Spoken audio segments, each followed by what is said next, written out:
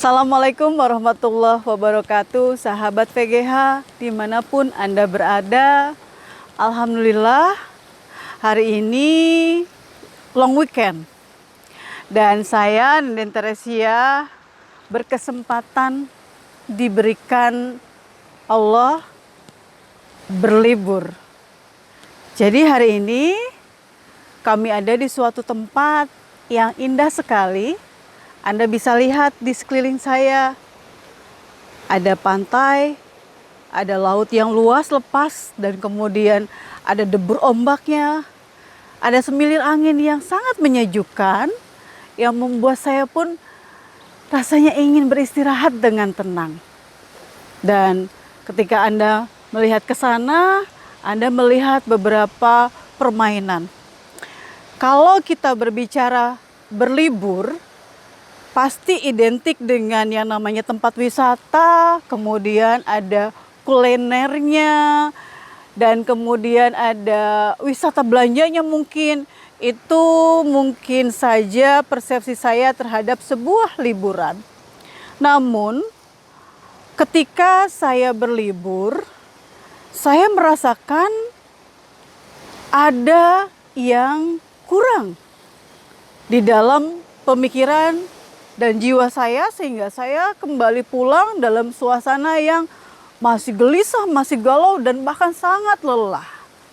Dan kali ini izinkan saya untuk mengulas sedikit tentang apa sih liburan yang sesungguhnya. Ketika ada seseorang yang bertanya, jika ada liburan yang sesungguhnya, apakah ada liburan yang palsu? Saya pun merenung. Ada benarnya juga. Dan apa ya bedanya antara liburan yang sesungguhnya dengan liburan yang palsu itu? Ternyata jawabannya adalah liburan yang palsu terjadi ketika tubuh ada di tempat liburan, tetapi pikiran terus-menerus gagal berlibur. Oh, ternyata itu liburan palsu. Contohnya adalah ketika kita berada di Lampung, segera membandingkan dengan tempat berlibur lainnya. Kita selalu mengira tempat lainlah yang lebih indah dibandingkan tempat yang dikunjungi sekarang. Akibatnya, liburan tidak menambah energi di dalam, tetapi ikut membocorkan energi di dalam. Rugi kan? Sudah rugi energi yang keluar, kemudian energi currency juga, dan banyak lagi yang bocor lainnya. Jadi, bagaimana ya kalau sudah seperti itu? Sekarang kita sadari bahwa liburan palsu itu tentu tidak baik juga untuk kesehatan, karena tidak sedikit muka yang terlihat lelah dan gelisah. Bahkan di tempat-tempat libur yang paling indah sekalipun, hingga akhirnya dia pulang ke rumah pun dalam kondisi kelelahan dan liburannya sangat tidak berkesan. Liburan yang ada hanya mengambil gambar-gambar atau foto, kemudian diposting atau diupload, dan selesailah liburan itu. Hanya sebatas itu. Namun jiwanya masih terus lelah dan gelisah, sehingga bekerjanya pun tidak fokus karena selalu memikirkan berlibur dan berlibur. Jadi kunci sebenarnya ada di dalam pikiran Anda. Kunci sebenarnya untuk liburan yang sesungguhnya maupun liburan palsu itu ada di dalam pikiran. Sedangkan kalau kita pahami liburan yang sesungguhnya itu bebas dari pembandingan. Seseorang sepenuhnya berlibur dan beristirahat di saat dia berlibur. Jiwa dan raganya ada di tempat itu. tidak memikirkan atau fokus kepada hal-hal yang lain. Dia fokus menerima, menikmati, dan bahkan dia syukuri apa yang dia dapatkan saat ini. Contoh lain adalah Lampung tidak dibandingkan dengan yang lainnya. Jadi hanya menyatu rapi dengan saat ini. Saat kita sarapan pagi, kita menyatu dengan sarapan pagi. Andaikan mengalami musibah sekalipun, menyatulah dengan musibah yang sedang terjadi.